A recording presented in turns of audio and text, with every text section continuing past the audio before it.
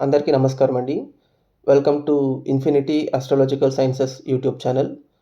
ఈరోజు మనము జాతకంలో ఆలస్య వివాహం అనేది ఒక మనిషికి ఎటువంటి కుటుంబ సుఖాన్ని ఇస్తుంది, అలాగే ఆలస్య వివాహం అనేది దాంపత్య జీవితంలో ఎటువంటి ప్రభావాన్ని తీసుకొస్తుంది, ఈ ఆలస్య వివాహం జరగడానికి కావాల్సినటువంటి ప్లానెటరీ కాంబినేషన్స్ ఏంటి, ఎటువంటి గ్రహ ప్రభావం వల్ల వివాహం అనేది ఆలస్యం అవుతుంది, అలాగే ఈ ఆలస్య వివాహాన్ని నివృత్తి చేసేటటువంటి అంశాలేమిటి అనే విషయం గురించి ఈరోజు మనం ప్రాక్టికల్‌గా డిస్కస్ చేసుకోబోతున్నాము.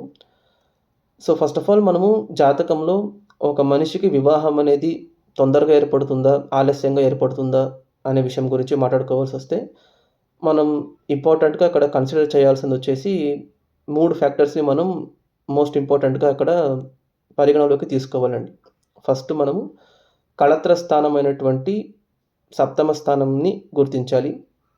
కళత్రాధిపతి అయినటువంటి సప్తమాధిపతిని గుర్తించాలి.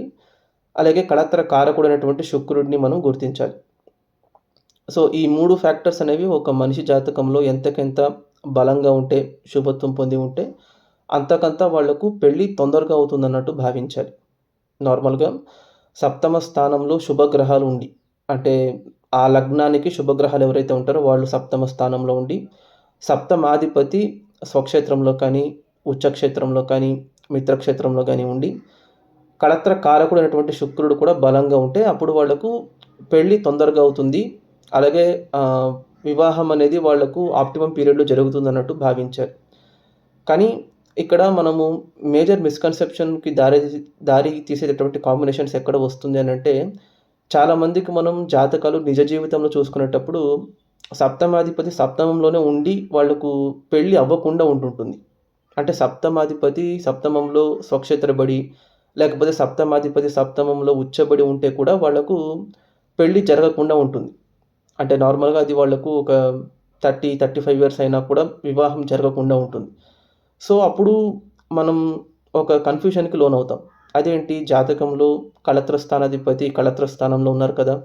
అలాంటప్పుడు వివాహం ఎందుకు ఆలస్యమైంది అని కనుక చూసుకుంటే, జనరల్‌గా మనకు కళత్ర స్థానము, అలాగే కళత్ర స్థానంలో ఉన్నటువంటి గ్రహాలనేవి ఒక రిలేషన్‌షిప్‌లో మనం ఏర్పరచుకునేటటువంటి క్వాలిటీని సూచిస్తుందండి.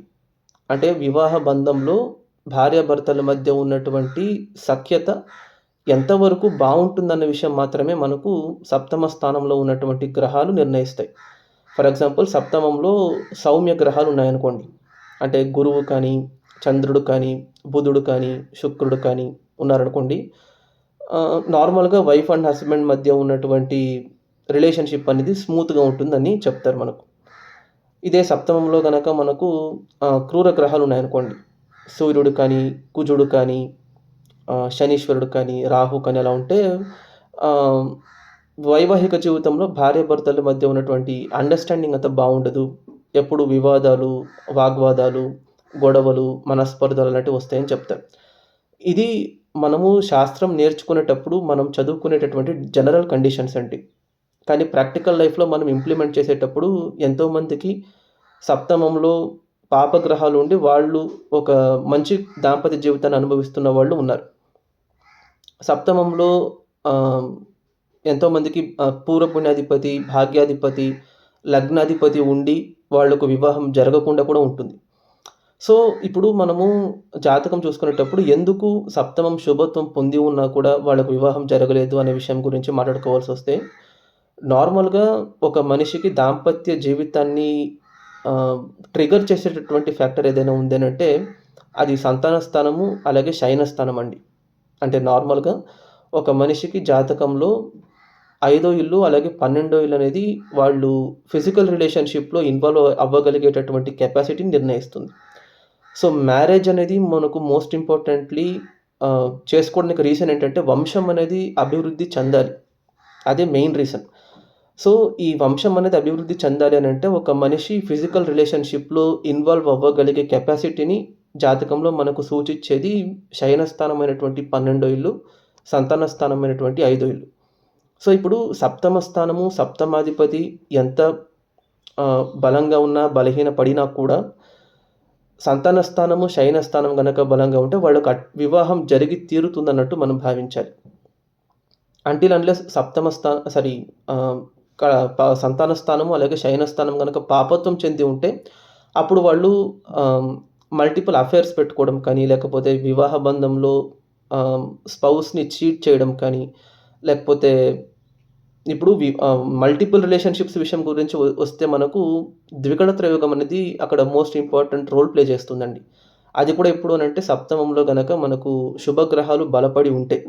అంటే సప్తమంలో గనక లగ్నాధిపతి ఉచ్చబడితేనో, పూర్వపుణ్యాధిపతి ఉచ్చబడితేనో, భాగ్యాధిపతి ఉచ్చబడితేనో అప్పుడు మనకు ద్వికడ త్రయోగం అనేది చాలా హై స్కేల్‌లో యాక్టివేట్ అవుతుంది. కానీ ఇక్కడేంటి అనంటే ఆలస్య వివాహం అనేది నార్మల్‌గా ఒక మనిషి జీవితంలో ఉన్నటువంటి ఆహ్, కళత్ర దోషాలు. అంటే దాంపత్య జీవితానికి సంబంధించినటువంటి దోషాలేవైతే ఉంటాయో, అవి మనకు వివాహం అనేది ఆలస్యం జరిగే కొద్దీ వాటి యొక్క తీవ్రతని తగ్గిచ్చేస్తుందండి.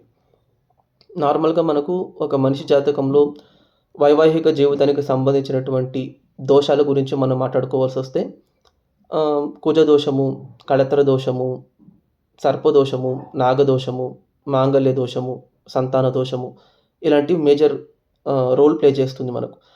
సో, ఇప్పుడు ఇవన్నీ మనకు ఏ స్టేజ్‌లో యాక్టివేషన్‌లో ఉంటాయని గనక చూసుకుంటే, వివాహం తొందరగా చేసుకుంటే, అంటే ఫర్ ఎగ్జాంపుల్ ఇప్పుడు ఒక మనిషికి సంతాన దోషం ఉందనుకోండి. అంటే పంచమాధిపతి నీచబడి పంచమ స్థానంలో పాపగ్రహాలుండి, జరిగే దశ కూడా అనుకూలంగా లేనప్పుడు వివాహం తొందరగా చేసుకొని వాళ్ళు పిల్లల కోసం ప్రయత్నించేటప్పుడు వాళ్ళకు సంతానం కలిగేటప్పుడు ఏమైనా ఇబ్బందులు తీసుకొస్తుంది. అంటే ఎయిదర్ అది మిస్‌క్యారేజ్ అవ్వడము, అబార్షన్స్ అవ్వడము, టెర్మినేషన్స్ అవ్వడము, వర్స్ట్ కేస్ సినారియోలో పిల్లలు పుట్టి చనిపోవడం అలాంటివి జరుగుతాయి. కానీ కొన్ని కొన్ని సార్లు ఏమవుతుందంటే కుటుంబ స్థానము, శయన స్థానం గనక బలంగా ఉంటే అప్పుడు ఆటోమేటిక్‌గా వాళ్ళకు పెళ్ళిని లేట్ చేస్తుందండి. ఎందుకంటే వివాహం అనేది ఒక మనిషికి ఎంతకంత లేట్ అయితే, పిల్లలు కలగడం యొక్క ఇంటెన్సిటీ కూడా వాళ్ళకు లేట్ అయితున్నట్టుగానే భావించాలి మనకు. సో, ఎప్పుడైతే మనకు మ్యారేజ్ ఆటోమేటిక్‌గా డిలే అవుతుందో, చైల్డ్ బర్త్ కూడా ఆటోమేటిక్‌గా డిలే అవుతుంది కాబట్టి, పెళ్లి లేట్‌గా చేసుకున్న తర్వాత వాళ్ళకు పిల్లలు ఎటువంటి సమస్యలు లేకుండా జన్మిస్తారు. సిమిలర్‌లీ ఇప్పుడు ఇది సంతాన దోషం మాత్రమే కాదు, కళత్ర దోషానికి కూడా వర్తిస్తుంది. అంటే నార్మల్‌గా కళత్ర దోషం ఉన్నటువంటి వాళ్ళు తొందరగా పెళ్లి చేసుకుంటే, రిలేషన్‌షిప్ సెట్ అవ్వడం కొంచెం ఆలస్యం అవుతుంది. అంటే ఇనీషియల్‌గా భార్యాభర్తల మధ్య ఉన్నటువంటి understanding, compatibility wave length match అవ్వడము, ఇవన్నీ వాళ్ళకు పెళ్ళైన ఒక 4, 5 ఇయర్స్‌కి కుదురుతుందనుకోండి. అంటే ఫిజికల్ టర్మ్స్‌లో చెప్పుకునేటప్పుడు మగవాళ్ళకు ఒక 26-30 ఏళ్ల వరకు ఆప్టిమమ్ ఏజ్ అనుకోండి. ఆడవాళ్ళకు ఒక 23-27 ఏళ్ల వరకు ఆప్టిమమ్ ఏజ్ అనుకోండి. సో, ఈ పర్టిక్యులర్ ఏజ్ పీరియడ్‌లో వాళ్ళకు మ్యారేజ్ జరిగితే సపోజ్ వాళ్ళిద్దరికీ కళత్ర దోషం ఉంటే జాతకంలో రిలేషన్‌షిప్ సెట్ అవ్వడానికి టైం తీసుకుంటుందండి.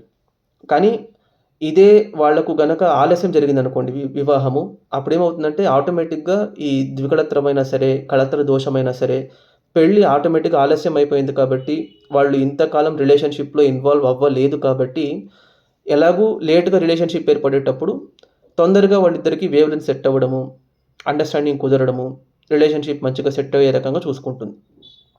సో, ఈ ఆలస్య వివాహం అనేది ఒక మనిషికి ఎలా జరుగుతుందనే విషయం గురించి, అలాగే ఆలస్య వివాహం వల్ల ఎటువంటి యోగాలు కలుగుతుందనే విషయం గురించి ఇప్పుడు మనం ఒక ప్రాక్టికల్ ఎగ్జాంపుల్ ద్వారా వివరించుకుందాము. మీరు గనక జాతకాన్ని గమనిస్తే ఇది ఒక మగవారి జాతకం అండి. ఈయన జన్మించింది మకర లగ్నంలో జన్మించారు. ద్వితీయంలో రాహువు, చతుర్థంలో శనీశ్వరుడు, పంచమంలో శుక్రుడు, సప్తమంలో బుధుడు, సూర్యుడు, అష్టమంలో కేతువు, నవమంలో గురువు, దశమంలో చంద్రుడు, ఏకాదశంలో కుజుడు ఉన్నారండి. సో, ఇక్కడ మనం మోస్ట్ ఇంపార్టెంట్‌గా గమనించాల్సిందేంటంటే, ఈ మనిషికి వివాహం ఆలస్యం అవుతుందా లేదా అనేది మనకు మెయిన్‌గా చూడాల్సింది సప్తమ స్థానము, సప్తమాధిపతి మోస్ట్ ఇంపార్టెంట్‌గా అక్కడ గమనించాలి. ఇక్కడేంటంటే సప్తమ స్థానాన్ని మీరు గమనించండి. సప్తమ స్థానంలో ఈయనకు బుధుడు అలాగే సూర్యుడు ఉన్నారు.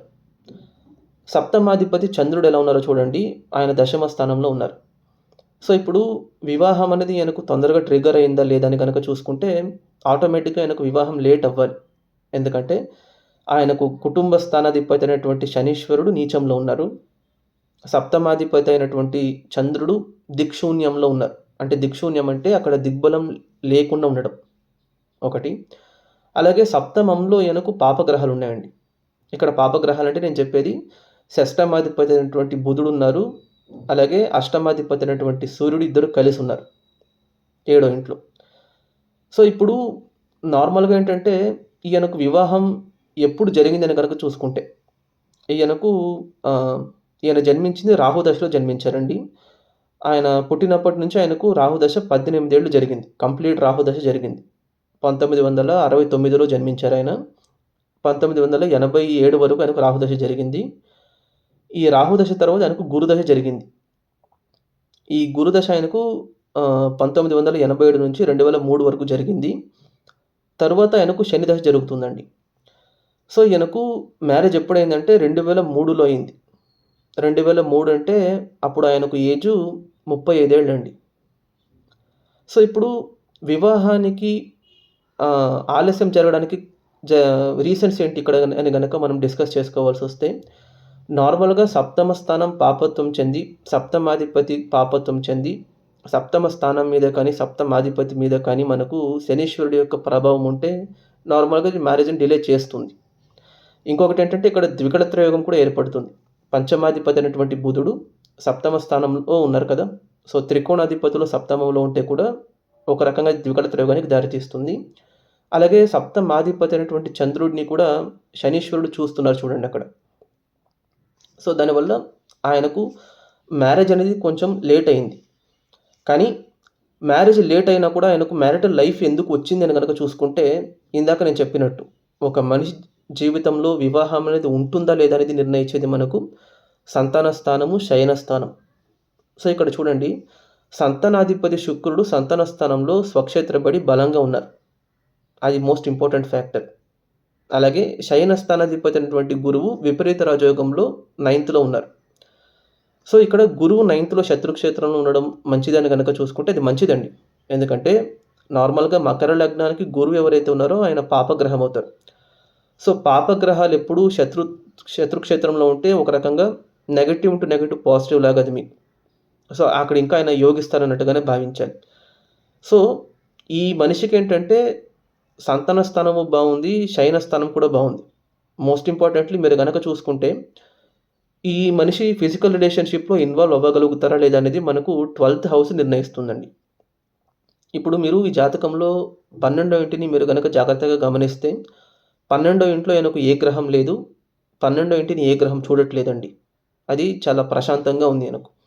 సో జాతకంలో మనకు ఏ స్థానం అయితే ఎటువంటి గ్రహ ప్రభావము లేకుండా ప్రశాంతంగా ఉంటుందో, ఆ స్థానాన్ని మనం బలమైనటువంటి స్థానంగా గుర్తించాలి. అంటే ఇక్కడ శయన స్థానమైనటువంటి 12 విపరీతంగా బలపడేటప్పుడు ఆయనకు మస్ట్ అండ్ షుడ్ ఫిజికల్ రిలేషన్‌షిప్‌లో ఇన్వాల్వ్ అయ్యగలిగేటటువంటి యోగాన్ని ఇచ్చేటటువంటి ఫ్యాక్టర్సే సపోర్ట్ ఇస్తుంది ఆయనకు. సో అలాంటప్పుడు ఏంటంటే ఆయనకు మ్యారేజ్ జరగాలి. కానీ మ్యారేజ్ అనేది డిలే అవుతుంది. ఎందుకు డిలే అవుతుందనంటే సప్తమ స్థానంలో షష్టమాధిపతి, అష్టమాధిపతి కలిసి ఉండడం, సప్తమాధిపతి కేంద్రాధిపత్య దోషంలో దిక్శూన్యంలో ఉండి శనీశ్వరుడు సప్తమాధిపతిని చూస్తుండడం. ఈ రెండిటి వల్ల ఆయనకు మ్యారేజ్ అనేది డిలే అయింది. కానీ ఇక్కడ మీరు మోస్ట్ ఇంపార్టెంట్‌గా గమనించాల్సింది ఏంటంటే మ్యారేజ్ డిలే అయినా కూడా మ్యారిటల్ లైఫ్ ఎలా ఉందన్నది మీరు గమనించాలి ఇక్కడ. అంటే ఆయనకు 2003లో పెళ్ళయింది. ఇప్పుడు మనకు 2025 అంటే ఆల్మోస్ట్ ఆయనకు మ్యారేజ్ అయ్యి 22 ఇయర్స్ అవుతుందనుకోండి. అంటే ఇప్పటి వరకు ఆయనకు మ్యారిటల్ లైఫ్‌లో ఎటువంటి ఒడిదుడుకులు రావడం కానీ, మనస్పర్ధలు రావడం కానీ, మిస్‌అండర్‌స్టాండింగ్స్ రావడం కానీ అలాంటివి జరగలేదండి. ఎందుకు జరగలేదని గనక చూసుకుంటే, ఆయనకు సప్తమంలో పాపగ్రహాలు ఉన్నప్పటికీ, సప్తమ స్థానంలో ఆయనకు విపరీత రాజయోగం ఏర్పడుతుంది. అంటే ఆయనకు షష్టమాధిపతి, అష్టమాధిపతి కలిసి ఉండడం అనేది విపరీత రాజయోగానికి దారితీస్తుంది. 1. 2 ఏ జాతకానికైనా సరే సప్తమాధిపతి పాపగ్రహం అవుతారండి. మీరు ఏ లగ్నానికైనా తీసుకోండి, సప్తమాధిపతి లగ్నాధిపతికి శత్రువే అవుతారు. సో సప్తమాధిపతులు ఎప్పుడు కేంద్రాలలో ఉంటే మంచిదండి. అంటే నార్మల్‌గా అది కేంద్రాధిపతి దోషం అని చెప్తారు. కానీ అది సప్తమానికి మాత్రం ఎక్సెప్షన్. అంటే సప్తమాధిపతి మనకు కేంద్రాల్లో ఉంటే ఇంకా ఆయన అక్కడ ఒక రకంగా చెప్పాలంటే పాజిటివ్ రిజల్ట్స్‌ని ఇస్తారు. అది ఈయన లైఫ్‌లో ఎలా జరిగింది అని గనక చూసుకుంటే, సప్తమాధిపతి అయినటువంటి చంద్రుడు దశమ స్థానంలో ఉండి ఆయనకు కరెక్ట్‌గా లగ్నాధిపతి దశ స్టార్ట్ అయ్యేటప్పుడు ఆయనకు వివాహం జరిగింది. అంటే కుటుంబాధిపతి నీచబడ్డా కూడా ఆయనకక్కడ నీచ భంగం జరుగుతుంది. ఎందుకంటే కుటుంబాధిపతి శనీశ్వరుడు సుఖస్థానంలో ఉండి, సుఖస్థానాధిపతి కుజుడు స్వక్షేత్రపడ్డాడు చూడండక్కడ. అంటే శనీశ్వరుడు ఉన్నటువంటి రాశ్యాధిపతి స్వక్షేత్రపడేటప్పుడు శనీశ్వరుడికి అక్కడ నీచ భంగం జరుగుతుంది. సో, కుటుంబాధిపతి నీచభంగ రాజయోగం ఇచ్చేటప్పుడే ఆయనకు కరెక్ట్‌గా మ్యారేజ్ అనేది జరిగింది. ఇప్పుడు ఈ మ్యారేజ్ ఎలా జరిగిందని గనక చూసుకుంటే, ఆయనకు దొరికినటువంటి ఆవిడ, వాళ్ళ వైఫ్ గవర్నమెంట్ ఉద్యోగంలో ఉన్నటువంటి ఆవిడ దొరికారు ఆయనకు. సో, ఇది ఎలా జరిగిందనంటే సప్తమంలో విపరీత రాజయోగం ఏర్పడుతూ ఉండడం వల్ల ఒక రీజను. ఇంకొక రీజను సప్తమాధిపతి కర్మస్థానంలో ఉన్నారు చూడండి. అంటే కళత్రాధిపతి కర్మస్థానంలో ఉండేటప్పుడు కర్మ చేస్తూ ఉన్నటువంటి ఒక జీవిత భాగస్వామి లభించే ఛాన్సెస్ ఎక్కువుంటాయి ఆయనకు. అందులోనూ ఏంటంటే సప్తమాధిపతి కర్మస్థానంలో ఉండి, కర్మాధిపతి అయినటువంటి శుక్రుడు కూడా ఉచ్చంలో ఉన్నారు చూడండి అక్కడ పంచమ స్థానంలో. సో, దానివల్ల ఏంటంటే ఆయనకు దొరికినటువంటి భార్య గవర్నమెంట్ ఉద్యోగంలో స్థిరపడినటువంటి ఒక భార్య దొరికారు. లేట్ అయినా కూడా. ఇది మెయిన్‌గా గుర్తించాలి. ఒకటి. ఈ తర్వాత ఏంటంటే ఆయనకు పిల్లలు కలిగారు ఆయనకు. 2005లో, 2006లో ఇద్దరు కూతుర్లు జన్మించారు. ఇక్కడేంటంటే ఇంపార్టెంట్‌గా చెప్పాల్సింది పెళ్లి లేట్ అయినా కూడా సంతానం కలుగుతున్నారు. ఎందుకంటే సంతాన స్థానంలో సంతానాధిపతి స్వక్షేత్రబడి ఉన్నారు శుక్రుడు. సంతాన స్థానాన్ని సంతాన కారకుడైనటువంటి గురువు చూస్తున్నారు. అంటే సంతాన స్థానం శుభత్వం పొంది ఉందక్కడ. సంతాన స్థానాన్ని లాభాధిపతి కుజుడు చూస్తున్నారు. సో, ఇక్కడేంటంటే ఒక మనిషికి వివాహ జీవితం అనేది బావుంటుందా లేదా అనేది సంతాన స్థానంలో ఉన్నటువంటి గ్రహాల యొక్క కండిషన్ను కళత్ర స్థానంలో ఉన్నటువంటి గ్రహాల కండిషన్ను కళత్రాధిపతి కండిషన్ నిర్ణయిస్తుందండి. బట్ వివాహాన్ని ట్రిగర్ చేసేటటువంటి ఫ్యాక్టర్స్ గనక మనం చూసుకుంటే సంతాన స్థానము, సంతానాధిపతి, శయన స్థానము, శయనాధిపతి యొక్క కండిషన్ నిర్ణయిస్తుంది. ఇది ఎందుకు నేను చెప్పదలుచుకుంటున్నాను అనంటే నార్మల్‌గా జాతకంలో పాపగ్రహాలు ఉంటే వాళ్ళకి వివాహం అవ్వదని చెప్పకూడదు. వివాహం జరగొచ్చు. కానీ ఆ వైవాహిక జీవితంలో వాళ్ళకు ఏర్పడినటువంటి రిలేషన్‌షిప్ యొక్క కండిషన్ అనేది మనకు 7th హౌస్‌లో ఉన్నటువంటి గ్రహాలు నిర్ణయిస్తాయి. అందులోనూ ఏంటంటే వివాహం తొందరగా చేసుకుంటే ఆ కళత్ర స్థానంలో ఉన్నటువంటి గ్రహాల యొక్క కండిషన్ అనేది పాజిటివ్‌గా, నెగెటివ్‌గా ఇన్‌ఫ్లుయెన్స్ చేసే ఛాన్స్ ఉంటుంది. ఇప్పుడు ఈయనకేంటంటే పెళ్లి చేసుకునేటప్పటికి ఈయనకు ఏజ్ 35 ఏళ్ళండి. అంటే 35 ఏళ్ళు అంటే ఆటోమేటిక్‌గా ఆయనకు పిల్లలు కూడా డిలే అయిపోయినట్టే మనం భావించాలి. కానీ పిల్లల వల్ల పొందాల్సిన సుఖం పొందగలిగారు ఆయన. అంటే ఇద్దరు కూతుర్లు జన్మించారు. వాళ్ళు హైయర్ ఎడ్యుకేషన్ చేస్తున్నారు. వాళ్ళ వల్ల ఎటువంటి ప్రాబ్లమ్ లేదు ఆయనకు. పిల్లలకు అనారోగ్యం కలగడం కానీ, పిల్లల హెల్త్ ఇష్యూస్ రావడం కానీ, లేకపోతే పిల్లలు కలిగేటప్పుడు ఆయనకు అబార్షన్ జరగడం కానీ, అలాంటివేం జరగలేదు ఆయనకు. మెయిన్‌గా పెళ్లి చేసుకున్న తర్వాత భార్యతో ఉన్నటువంటి దాంపత్య జీవితం ఏదైతే ఉందో అది బావుంది ఆయనకు. ఎందుకంటే మ్యారేజ్ మరీ తీవ్రంగా డిలే అయిపోయింది కాబట్టి ఆయనకు వైవాహిక జీవితంలో జరగాల్సినటువంటి ఇబ్బందులేంటంటే వివాహానికి ముందే ఆయన అనుభవించేశారు. అంటే సపోజ్ ఇదే జాతకుడు గనక ఒక 24 ఏళ్లకో లేకపోతే 25 ఏళ్లకో పెళ్లి చేసుకొనుండుంటే అప్పుడు వాళ్ళకు ఒక 28, 29 ఏళ్ళు వచ్చేంత వరకు భార్యాభర్తల మధ్య మనస్పర్ధలు వచ్చుండేవి. అంటే ఎయిదర్ అది రిలేషన్‌షిప్‌లో ఇష్యూస్‌ని తీసుకొచ్చుండేది. లేదా పిల్లలు కలిగేటప్పుడు పిల్లల విషయంలో ఏదైనా ప్రాబ్లమ్ తీసుకొచ్చుండేది. ఎలాగైనా జరుగుండొచ్చు. కానీ ఆ రెండిటిని మిటిగేట్ చేసి వివాహాన్ని ఆలస్యం చేసేటప్పుడు ఏమవుతుందంటే పిల్లలు కలిగేటప్పుడు వచ్చేటటువంటి ప్రాబ్లమ్స్ అక్కడ నశించిపోతుంది. రిలేషన్‌షిప్ ఏర్పరుచుకునేటప్పుడు వచ్చేటటువంటి ప్రాబ్లమ్స్ కూడా నశించిపోతుంది. ఎందుకంటే ఫిజికల్‌గా మ్యారేజ్ డిలే అవుతుంది కాబట్టి. కానీ మ్యారిటల్ లైఫ్ అనేది బావుంటుందా లేదా అనేది మనకు జరిగే దశల మీద, అలాగే సప్తమాధిపతి యొక్క కండిషన్ మీద ఆధారపడి ఉంటుంది. సో, ఇక్కడ సప్తమాధిపతి కర్మస్థానంలో కేంద్రాధిపతి దోషంలో ఉండడం వల్ల ఆయన మంచి చేస్తున్నారు. 2 ఆయనకు జరిగినటువంటి దశ కుటుంబాధిపతి, లగ్నాధిపతి అయినటువంటి శని గ్రహము నీచభంగ రాజయోగాన్ని ఇచ్చేటప్పుడు ఆయనకు మ్యారేజ్ జరిగింది. సో, 19 ఏళ్ళు ఆయనకు మ్యారిటల్ లైఫ్‌లో ఎటువంటి ఇబ్బంది లేకుండా స్మూత్‌గా జరిగిపోయింది. ఈవెన్ దో సప్తమంలో సూర్యుడు ఉన్నా, బుధుడు ఉన్నా వాళ్ళిద్దరూ షష్టమాధిపతి, అష్టమాధిపతి అయినప్పటికీ కుటుంబ జీవితంలో వాళ్ళకి ఎటువంటి ఇబ్బందులు రాలేదు. సో, ఇంతవరకు నా వీడియో చూసారనంటే మీకు ఈ వీడియో నచ్చిందని అనుకుంటున్నాను. దయచేసి ఈ వీడియోకి ఒక లైక్ చేయండి, షేర్ చేయండి. మీ యొక్క వాల్యుయబుల్ ఒపీనియన్స్‌ని కామెంట్ రూపంలో తెలియజేయండి. అలాగే ఛానల్‌ని మాత్రం సబ్స్క్రైబ్ చేసుకోవడం మర్చిపోకండి. Thank you.